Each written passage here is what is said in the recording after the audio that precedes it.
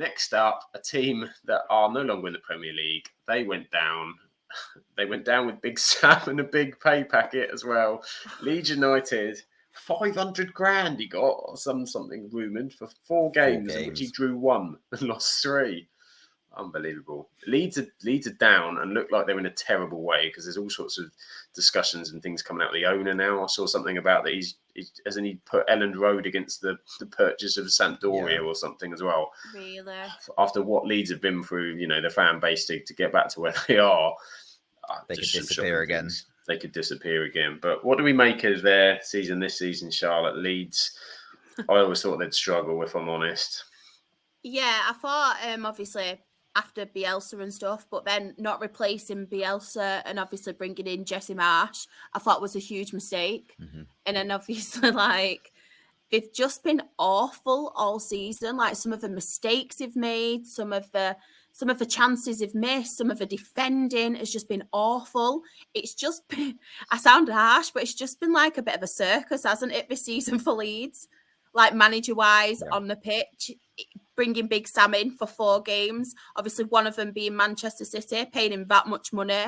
I just don't understand Leeds at the moment. I think we're in a really, really, really struggling time, and I don't know what to expect with them in the Championship either next season. I think they could possibly struggle. Yeah, they've had a rough kind of 2 years really since they first came up, and they had that Bielsa kind of crazy style football, which was entertaining. I always thought once Bielsa went, such a difficult type of football to undo and to be doing anything else when Bielsa's not the helm. And it seemed that way. Jesse Marsh struggled to kind of get any kind of tune out of them. They bought some a real random bunch of players, it seemed, in the summer. There wasn't I couldn't really put my finger on what Leeds were trying to do a lot of the time. Strategy-wise, they had, Patrick Bamford injured again for a period of the season and then come back not really doing a lot. They don't really have a goal scorer. They concede for fun. They just, all over were struggling. Really were struggling. I think I agree, Sean. They could be struggling next season too. Yeah. I think there's quite a few people have them coming straight back up, but I don't see it. Apart from the thing is that they've got quite a few young players who aren't quite on the radar yet, but are very good quality, like Nonto, Sinistera, who you could think they could probably convince to stick around for another year. They've just arrived in England. They could probably, and I think if they stick with those kind of players, add a few championship, experienced championship players around it, then I can see why people are saying they're going to come up. And some of the defenders they've got, they're decent. They've got experienced players, but the football was just awful. They're the worst team in the league. I'm sorry. It's not Southampton. It was Leeds. Leeds was just awful. Just when you look at it, just like any team that was playing Leeds, I was like, I didn't have one game in the whole season where I thought Leeds would win. You just you have a one game, you're like, Southampton could probably win this. There was not one game where Leeds were playing a team and I was like, Leeds could probably win this. Leeds are going to lose or draw. They're just awful. So I don't know. I worry for them, but it was nice having them come up because they were exciting when they came up, and I like when teams do that and just go for it. And then it wasn't sustainable with Bielsa. Yeah, if you sack Bielsa with that, you've got to get a similar mold of manager who's a bit more progressive. The Jesse Marsh thing, I don't know why Jesse Marsh is this highly rated manager, because he's got no style of play whatsoever. So I'm very confused with that. And then Big Sam was just it was just a panic, wasn't it? Kitchen sink, wasn't it? It was just what do we do? He hasn't done that for years, so that worries me as well, because I think this next managerial appointment is vital, because obviously from previous, I think they have to get it right this time. Yeah, and if the owner's doing all sorts of crazy stuff in the background, you've got a real worrying shit. I think they should get Hassan Hootel. He would be a steal. He would be a steal. I think they should try and get him. I mean, for me, he's a Premier League caliber for sure. 100%. If you're anybody in that bottom half looking to change, I'd be looking at Hassan Hootel for sure over anybody else like that. Leeds, that'd be a coup if they could get him. Who knows? Maybe they need a Gerrard or a Lampard. Maybe that's the next. Phone Roy Hodgson. Super. Go and do it, Leeds. I know you want to. Go and get Lampard. Do it. And another team that have massively fallen from grace. One that none of us would have predicted at the start of the season, but got progressively worse. Brendan Rodgers took a long time to be sacked, didn't he, Shah?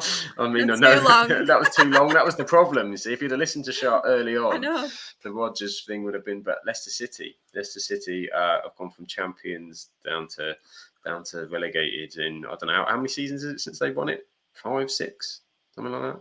2015, they won it, right? 2015. Yeah. Oh, it's honestly longer, isn't it? 7, 8, but I mean, they'd had decent seasons, but this was just a real fall off, absolute fall off. Lucas, how do we begin to explain what happened to Leicester this season?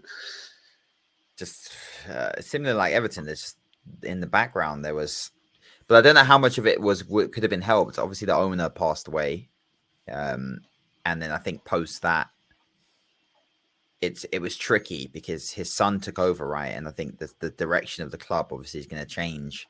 Mm-hmm. And I think they didn't quite handle that because there was a lot going on with the lack of expenditure. I think 2 seasons in a row they barely spent anything in the summer, even with selling players. Like they just weren't spending money. It was really strange. Was it 2 seasons or one season maybe? But yeah, this summer they didn't spend anything, and that was a big red flag when they spent nothing this summer. It was like, hold on a moment, this might be it for them. But they had good players, but they just struggled. Injuries, the ones that could have kept them up. And I think sacking Rodgers was the wrong call, to be honest. I don't think anyone would have come in at that point. I think Rodgers probably could have kept them up.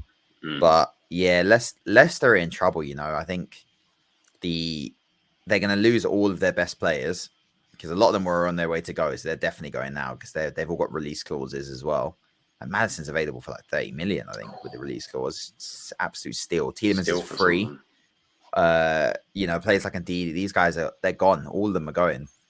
And I think Leicester are going to be. I worry for Leicester. I do. Yeah. I think I don't know if they come straight back up.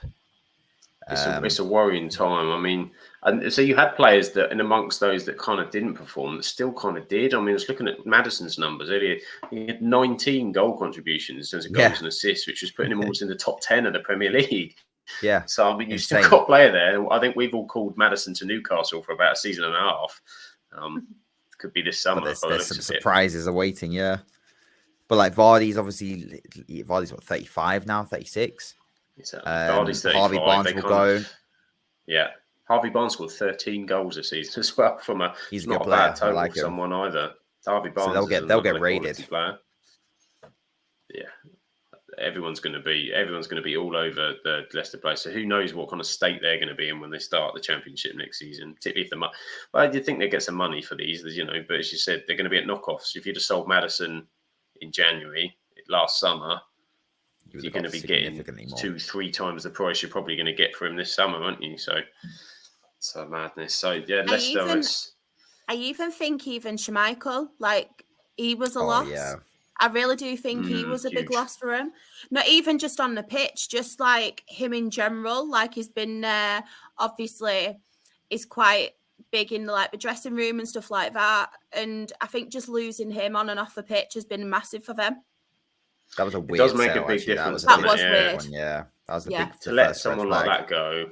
Yeah. When you're struggling, they're the players you look to, aren't they? There's you need your Kasper Schmeichels and your whatever to pull everyone together. And it's out of nowhere as well. This is what makes me think as well, maybe, do they have money issues because they're not spending? Like, obviously, they're getting the money, but, like, they're not really putting it back in, have they? So it makes me think, like, they were one of the ones that after COVID. Yeah. They struggled. Yeah, they did. They struggled after COVID, which, funny enough, you can watch our All About Leicester episodes where Chris of the Leicester podcast took through all about COVID. If you want to learn about what happened with Leicester's finances, he does go through it. The COVID issues that they had and the finances. The transfer window, big worry there when nothing got spent, and then the quality they had just didn't tell through, and it all just fell to pieces from there. So Leicester sadly have been relegated for them. So.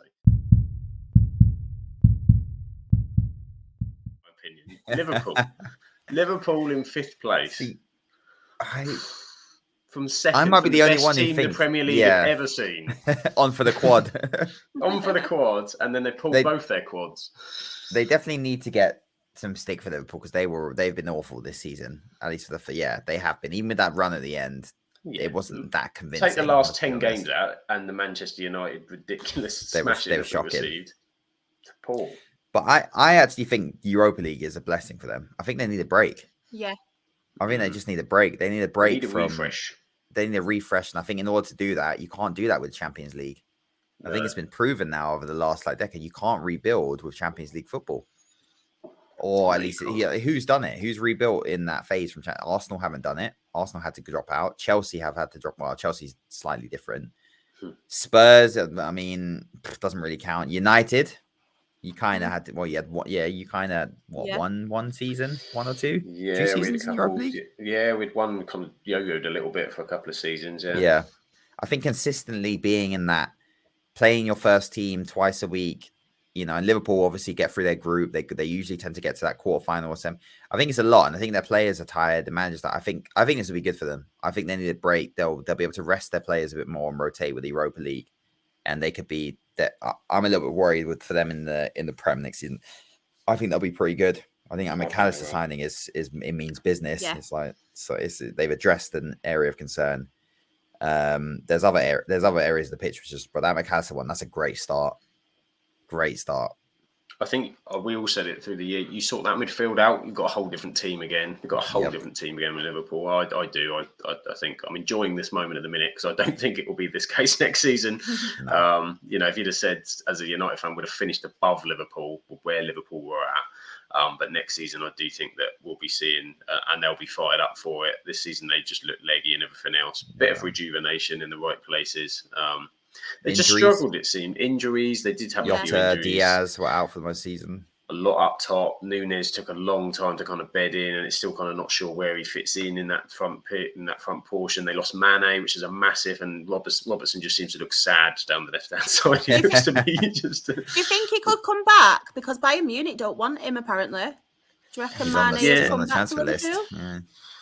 It would cause a. Imagine having Mane back as well. How are they going to fit that in? Mane, Jota, Diaz. Yeah, that's true. They got too many, but otherwise, I think it would work. Him coming back, but I think a Prem team should be all over that. Yeah. I think alarm bells with Mane being available. Still got a top quality player there. Yeah, Liverpool have missed him this season amongst others, but.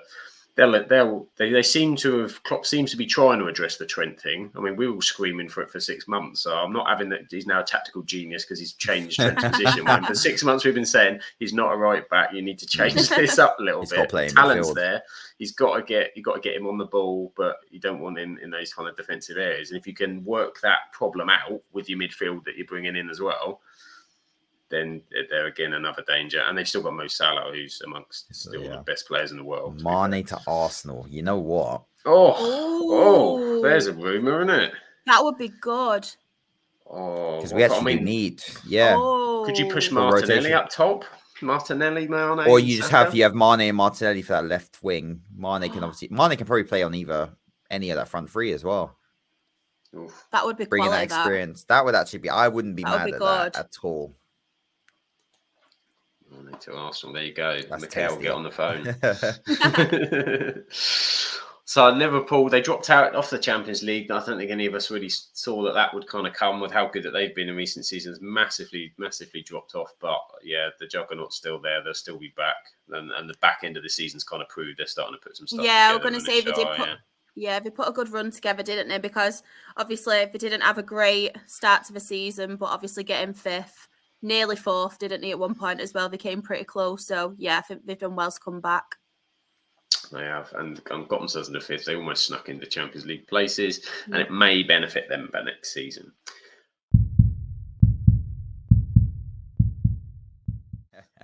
Manchester City, again, through the league, bit slow starting as usual. And then after January, the juggernaut came together. They bought Erling Haaland in the summer and we all went, oh, no. And then here we are 12 months later going, oh, no. It's just getting to the point where you're thinking it's going to take an awful lot to overturn where that team is at the minute. Cycles end and things change and football's not stagnant forever, but they're just so difficult to play against. I was watching the final on Saturday. I was just looking at it going, how many ways they had to hurt us.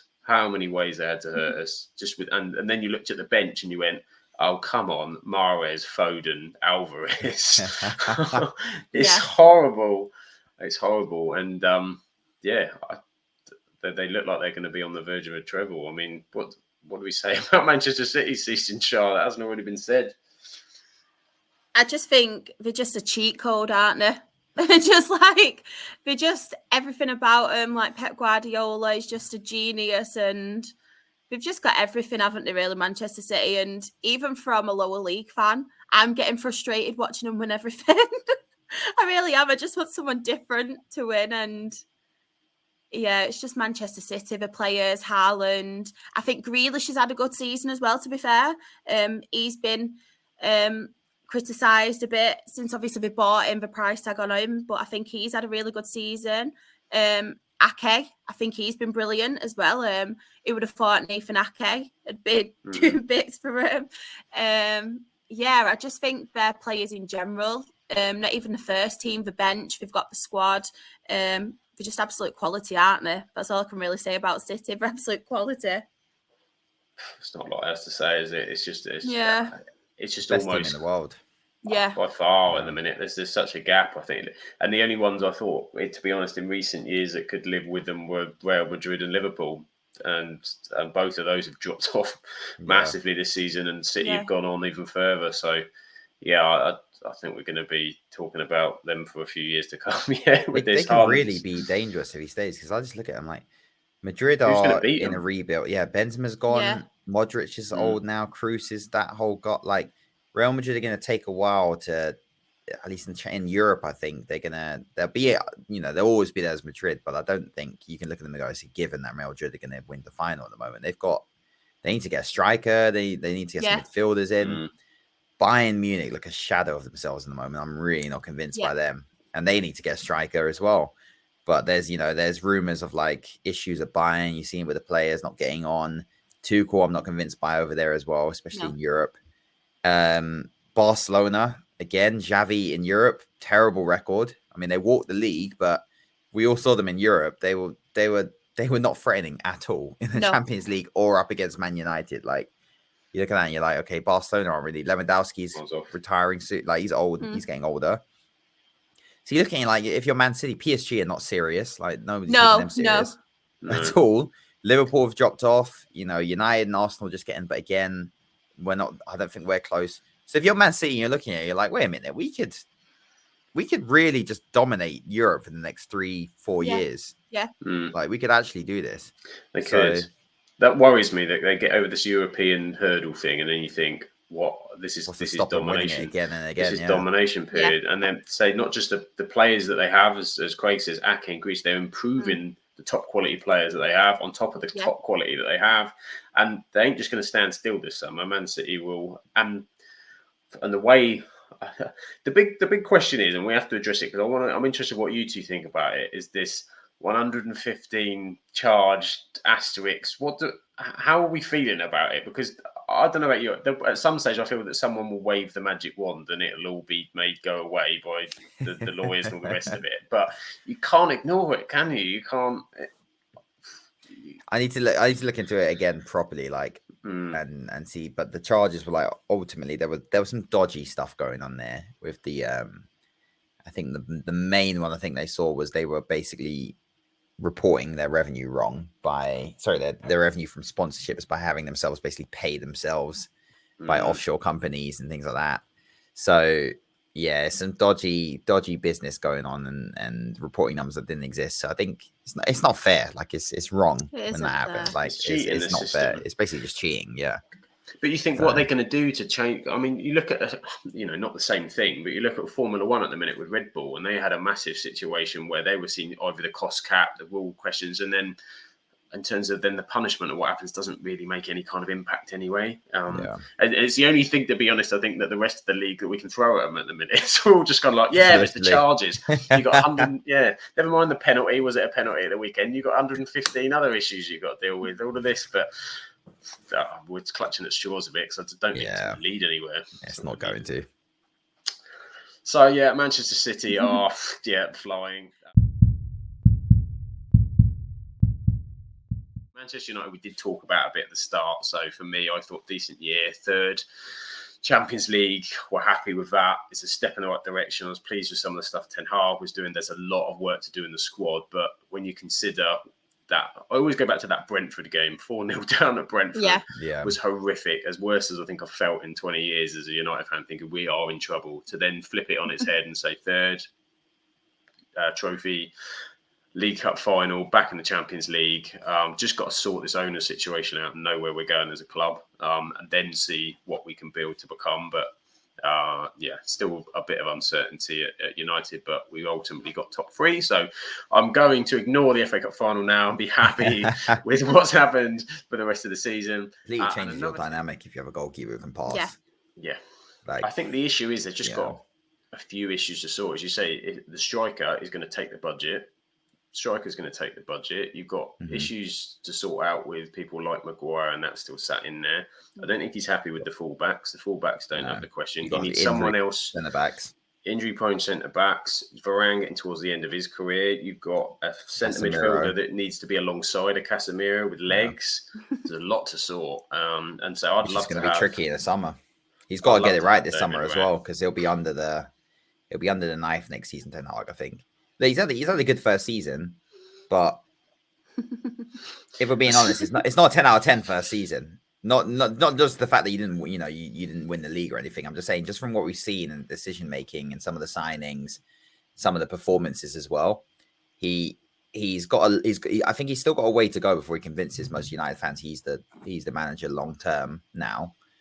But I think it's been a good season. But he's going to have to get it right this summer, because I think.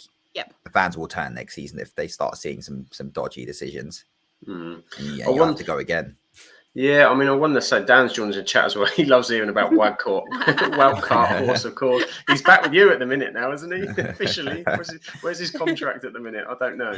Dan says he can come back and collect his things and leave again. Fantastic. I think the thing with Ten Hag, I think the fans are behind him. And because of this situation with the board, the ownership, which has been long term, I think we're more worried about what that's going to do, what Ten Hag's going to be able to do. It's a bit worrying, some of the comments already in the after pre-match interviews, and he's sort of saying, I'll fight for what I think we need to be doing. And it already tells you that the club are saying something different. Yeah. And you've got to sort out what you're doing with the deal. That will cause issues. If it goes a certain way that it looks like it might be going, it will cause big issues. And particularly if they don't then support Ten Hag with what we feel he needs, then it's only going to get worse. So I think it's a good season, third Champions League and a cup and a cup final in that kind of arena. But the problem is we're all comparing our seasons to what we're chasing, and what we're chasing is an absolute golden goose at the minute. Perfection. So it's not good enough. It's not good enough. And another team very, very, very, very, very pleased with their season, ahead of schedule. Newcastle United are back in the Champions League. What a job Eddie Howe has done at Newcastle. I know we love Eddie Howe, Shah, on this show. We're a big fan of Eddie Howe. What do we make of Newcastle's season? Not a surprise, but not a surprise. I think the way they ended last season was very strong, but no, I'm not going to say that. I was going to say they were good this year. They were really good this year. They've got some really good players, Eddie Howe's done a good job. There was a little bit of a false storm with them at the beginning, the first half of the season. I think there was a lot of draws in there, and other teams slipping up. Like, it's one of those ones where, I mean, you can say it's about anyone, to be fair. If Chelsea, Liverpool weren't as bad, do Newcastle get in that position this year? But they deserve it. I think they were, next to United, they were one of the better teams outside of Arsenal and City across the course of a season in terms of consistency. So it's not like they don't deserve to be in the Champions League. They 100% do. But let's see what they've done. I'm not quite convinced of Howe as a top manager just yet. But it'd be interesting to see what they do in the Champions League. Yeah. It will be very interesting. They kind of had periods of the season where they had that that defence, which was so difficult to get through, but their attack was sort of stumbling. They were strong to score, and then the attack was on at the back end of the season. They were a lot more exciting in the back end of the season when they got Isak back fit again with Wilson. Almiron dropped off, but then we were starting to see other players, people like Willock, coming through and playing really well, and Bruno Guimaraes sort of stepping up. As Craig says here, 11 draws they had before their sort of second defeat. That's that kind of, in the end, got them to the Champions League. But you think if they'd have won a few more of those games and turned those draws in, St James's Park has become a fortress again. It's been a horrendous place to go up and play, so not a lot of teams are going to be looking forward to doing that. And European, I do remember the mid-90s European nights at Newcastle, the Faustino Asprilla hat-trick against Barcelona. I'm sure all of that next season. That would be rocking for that first group game. It would be bonkers. Oh, yeah. That would be bonkers. So great, fantastic season for Newcastle. Nottingham Forest stayed up. They're many players banded together. Another awful side. Keep them in. Forest are such a funny one because I still can't name most of their team. Someone asked me to name the Forest 11. I think I'd get like 2. A 1 year front. No identity. Danilo, and I'm struggling. Load of good players who just bailed them out this season. Manager who I have no idea how he managed to get a new contract this season as well. So I agree with Shaw. I think the thing is though, they managed to survive. So I think they'll pull the plug early this next season if they sense that they're going to be. They will be like, we can't be in a rerelegation battle again this year. So if we're not around that top 10 come November, see you later. Because I don't think they'll want to go through that again. I think they're struggling. As Craig says, this is a big quick quiz. Can anyone name all 30? That might have to be another podcast where we just all have to try and name between us. I know they've released Forest fans. They've released Jesse Lingard, though, haven't they? I'm sure they've released him after that big contract and the money that he was on. I'm sure they've released him. Did anyone think he was actually going to be good for them? No. No. They made up for it. Like Danilo's quality. Gibbs White was really good. Gibbs White's been good, and that was a question mark because the price, but he's been really good for them, and they're playing him out of position as well. Awoniyi inconsistent, but when it really mattered, he scored goals, and he scored a ton for Union Berlin last season before he joined them. Like he was a proven goal scorer over there, and then he was a bit all over the place, but it's kind of like where's the service? And then towards the end of the season, he really stepped up and dragged them sort of through it at the end. So fair enough. But yeah, I don't know with Forest.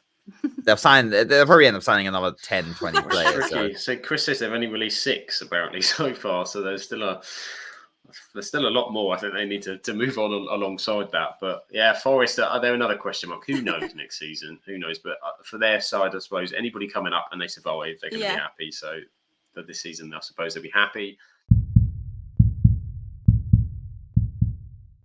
Southampton were dreadful. Their squad at the start of the season was just, I looked at it going, they're gone. I've got nothing here whatsoever. Speaking to the fans, at the start of the season, they were trying to argue this, that, and the other, and then they got rid of it. They all wanted Hasenhüttl out. I was like, what are you doing? They got Hasenhüttl out, and then you're like, well, this is what you asked for, and this is now what you got, which is absolute. The Nathan Jones saga, which was just bonkers. That was mental. I didn't get that at all. One win and called the fans out in the first press conference. You think, what is going on here? That was crazy. They've been slowly on the decline for a little while, Southampton, to be honest, and they may need this go down to try and rebuild and come again. But I think their fans are worried. They're rumoured with what's his name, Russell Martin of Swansea. I think is going to go in there. Oh, is it? Sounds of it. Oh, which. He's a completely different. He's very possession based, isn't he? I was going to say that's a totally different style of play, isn't it? I think Swansea had the best outside of Burnley in the Championship. They kept the ball the most, so it might see a completely different style to Southampton. So it might be the technical players, haven't they? Southampton, their academy is very technical, but they haven't produced quality academy players for years, which is what they were kind of. Yeah, they were known, weren't they? Yeah, they were known for. So I'm a little bit worried for them. I think. They've got the good foundation. I don't think they'll spiral, but I just don't. I think there's championship teams that are better than them. Yeah. When they go down, even their current squad, I think, once Ward-Prowse is gone, let's be honest, Lavia's probably gone, and then you look at it and you're like, this is a championship side. Well, you think even the fact of their best player last season was Livramento, who didn't kick a ball because he had a massive injury. He's gone. He's better Championship level, and the Championship's ridiculously competitive next season. Next season, some of the clubs that are in that top to bottom next season, the Championship. So it's next season that's a hard one to call. It's a very tough one to get them out of. So yeah, Southampton will be struggling.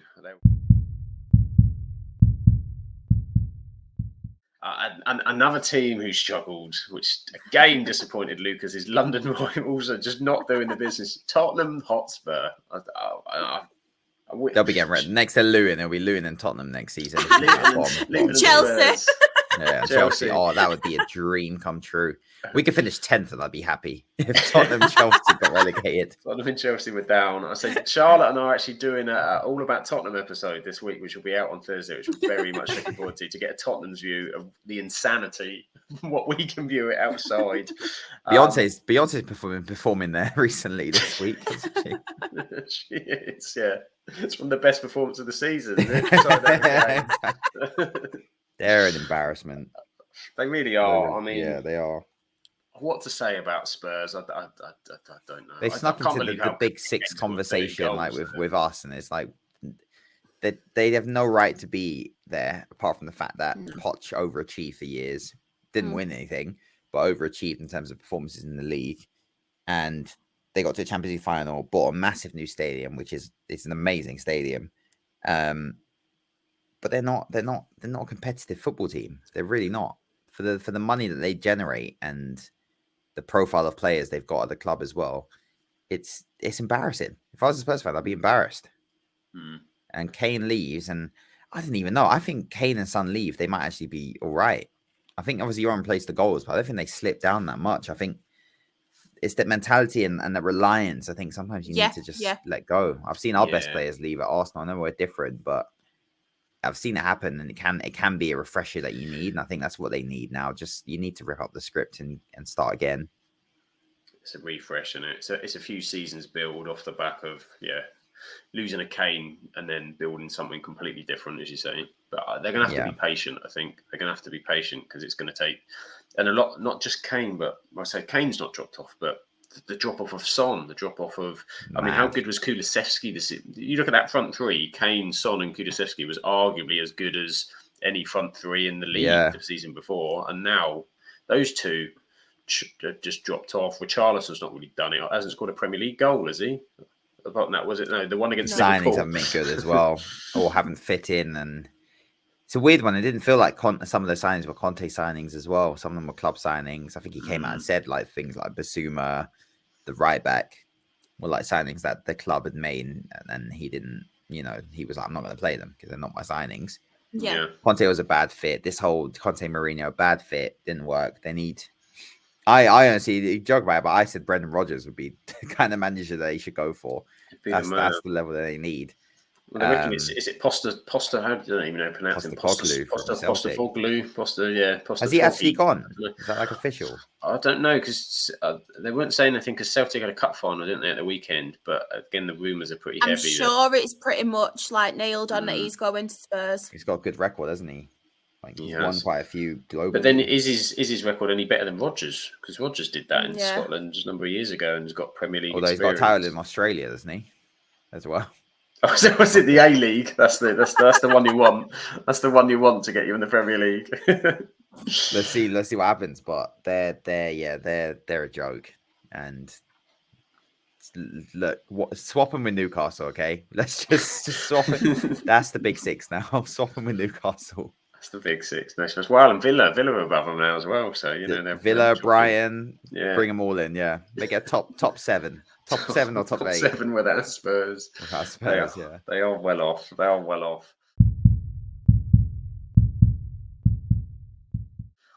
And so it seems, apart from Arsenal, it did seem a lot of London teams were dropping off. West Ham being another. Okay, they've got the Conference League final. You can kind of see maybe how that's distracted. But now that relegation isn't a thing, they probably look at it going, actually, we'll take this season. If we can win a European trophy, it'd be amazing. But there was a while where they were in some real trouble, and another one with a squad that you went, how are you in this position? What's going on here, David Moyes? struggled to. What do you think was the issue for West Ham this season, Char? What do you think their problem was? Was it Europe? Or? I think Europe. Obviously, I've mentioned on previous pods as well. I think Mark Noble's a miss, like on and off the pitch. So obviously, he was there for so many years. They've had some struggles. Didn't one of their owners pass away as well? So I don't know if that could have taken its toll on them a little bit. But yeah, I think West Ham have got a lot of quality players, but they just weren't really doing the business. I think Antonio, he's quite injury prone as well. I think they had some injuries. Declan Rice, obviously there was a lot of pressure on him to perform, and I don't think he had a good a season as he's had previously. But yeah, I think a lot of it does boil down to Europe, to be honest. I think that's where I think it's kind of taken its toll on them. They struggled, I think, with some of the signings. Some of the signings they weren't bad on paper. I mean, they got Scamacca, didn't they? And they had Lucas Paqueta as well. But I don't think they really knew how to use Scamacca, which seemed to didn't really work. But as you say, as Craig says here, they got the Rice money. That big old Rice money could be coming in. Yeah. So if they invest it right off the back of, if they win the Conference League, they're in Europa League as well. Exactly, yeah. I saw someone big linked to them the other day, like a name, and I was like, they can sign Lucas Paqueta. He starts for Brazil. West Ham can sign London State, big stadium in the middle of London. Yeah. It's the Premier League, isn't it? European football, and the Premier League, it's like players will want to go and play for them. Yeah. So I wouldn't be surprised if they do win it and they sell Rice. Not be surprised if they sign 2 or 3 like pretty big names or relatively big names in like from the French league or La Liga or something. Yeah, I could see them mixing it up a bit. I think they had a couple of big injuries as well, which didn't help part of the season. Was it Aguero at the back as well? I think they took a while to get him back, and they've looked better defensively since he's been in. So, West Ham one probably they just go, okay, but don't worry about the league this season. We'll take what we've got, and then we'll see where we're at next season. Because was it last season before they were top 6, weren't they? They were fighting up there, so they're another that you can't kind of last write season, off I a couple think. of signings. Yeah. They could be well back up there and fighting. So West Ham overall probably just happy they're in the league and they've got a European final to look for.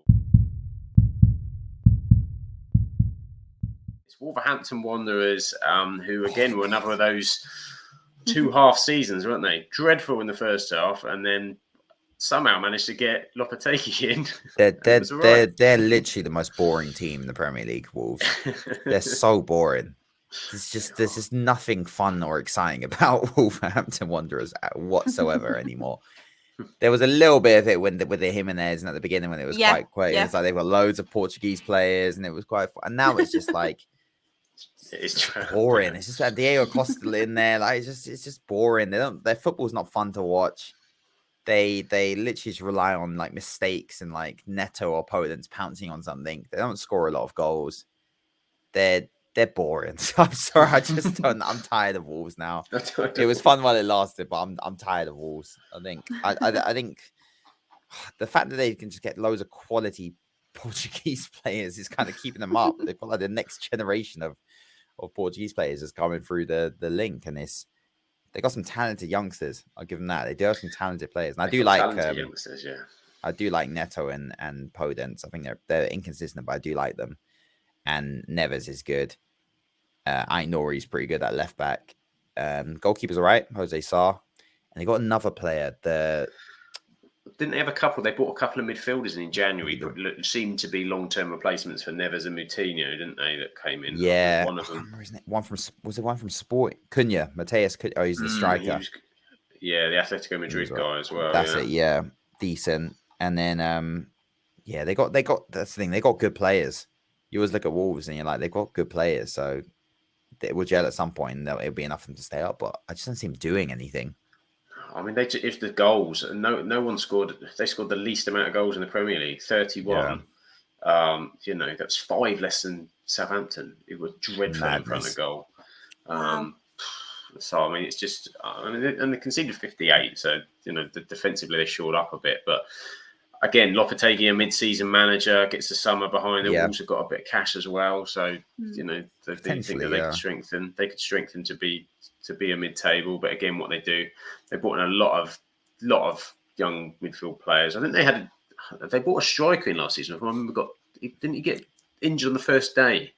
some guy they bought in. I'm going to have a look at his name. Sasa, somebody or other. They got like, their big striker they bought in. Nunes. Supposed to Is it be Nunes? Did they buy a Nunes? No, it's an Austrian. Sasa Kaladzic. He's like massive. Yeah, 6'7". He Oh got my injured on Wow. their first game of the season, and didn't come back since. So, he was a pretty massive signing for them. Yeah, 15 million. He got them. They bought him in from Stuttgart. Decent record over there as well. And They he were got a bit injured. like Bournemouth last year, where they just get wins. It's like, how have they won this game? It's like, how are they beating Villa? Like, I'm just like, how are you letting Wolves beat you, Emery? Like, what are you doing? They did us some strange results. Just look at some of the. Yeah, they beat Villa. They beat Brentford. I mean, they beat Chelsea. Everyone beat Chelsea. They beat Chelsea, yeah, but they got battered by the top teams this year. Yeah, they did. I They think didn't do all much of us against battered any of them. Yeah, you beat them 5-0. Brighton beat them 6-0. Yeah, they were at the end of some hammerings by the top 6-3. teams. They only won twice away from home at Everton and Saints. So that's part of the issue as well. They're on the fringes. Wolves. Their position's a false position for sure. Then they're not a good side. They scratched it, and Lopetegui had to improve what was a terrible start from them as well. They were absolutely all over the place with Bruno Lage early on. So they've snuck their way in. See what they do in the summer as to what they could be next season.